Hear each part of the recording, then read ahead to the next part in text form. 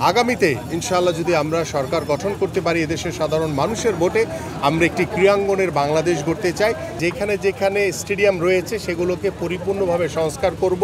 যেখানে স্টেডিয়াম নাই সেখানে নতুন করে আমরা স্টেডিয়াম নির্মাণ করব। ফুটবল বাংলাদেশের মানুষের একটি প্রাণের খেলা, একটি উদ্দীপনার একটি খেলা হচ্ছে ফুটবল। এবং আমি যখন খেলেছি তখন আমি দেখেছি যে ওই স্কুলের ছাদে বসে, টিনের ছাদে বসে কিংবা গাছের মগডালে বসে বা তাল গাছের মাথায় বসে আমাদের দর্শকরা এই খেলা দেখার জন্য পাগল ছিল।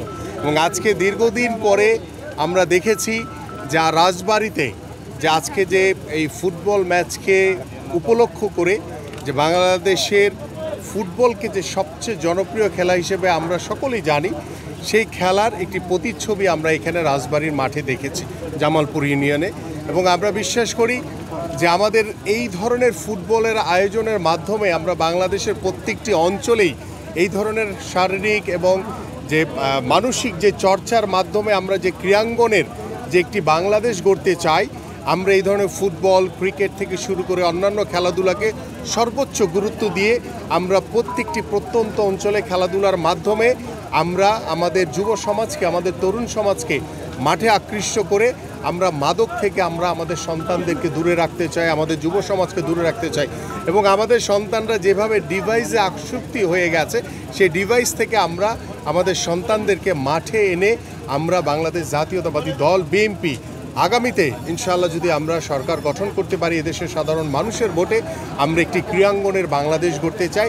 যে ক্রীড়াঙ্গন হবে রাষ্ট্রীয়ভাবে, সামাজিকভাবে একটি গুণগত পরিবর্তনের মাধ্যমে, এবং সেই পরিবর্তনের মাধ্যমে আমরা বিশ্বাস করি যে বাংলাদেশে একটি সুস্থ ধারা রাজনৈতিক পরিবেশ তৈরি হবে। এর বাংলাদেশ জাতীয়তাবাদী দল আগামীর যে নির্বাচনকে সামনে রেখে আমাদের যে ইস্তিহার নিয়ে যে কর্ম পরিকল্পনা চলছে সেটি এখনও প্রক্রিয়ামান রয়েছে, চলমান রয়েছে।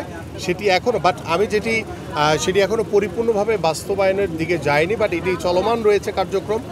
আমরা আশা করি যে আমাদের মাননীয় ভারপ্রাপ্ত চেয়ারম্যান জনাব তারেক রহমান যে 31 দফার কর্ম পরিকল্পনা দিয়েছেন সেইটাকে বাস্তবায়নের মাধ্যমে, এবং আমরা প্রত্যেকটি সাধারণ মানুষের সাথে কথা বলছি প্রতি মুহূর্তে, প্রতিদিন, প্রতি সেকেন্ড আমরা কথা বলে আমরা তাদের ভিতর থেকে যে মতামতগুলো পাচ্ছি সেভাবেই আমরা পর্যায়ক্রমে আমরা আমাদের বাংলাদেশকে নিয়ে, আমাদের বাংলাদেশের যে বাক স্বাধীনতা, গণমাধ্যমের স্বাধীনতা, আমাদের বিচার বিভাগ, আমাদের সুশাসন, আমাদের শিক্ষা, স্বাস্থ্য ব্যবস্থাপনা এবং বাংলাদেশের ক্রীড়াঙ্গন নিয়ে আমরা নতুন কিছু পরিকল্পনা নিয়ে আমরা জাতির সামনে, আমাদের তরুণ সমাজ, আমাদের ভবিষ্যৎ প্রজন্মের সামনে আমরা হাজির হব ইনশাআল্লাহ।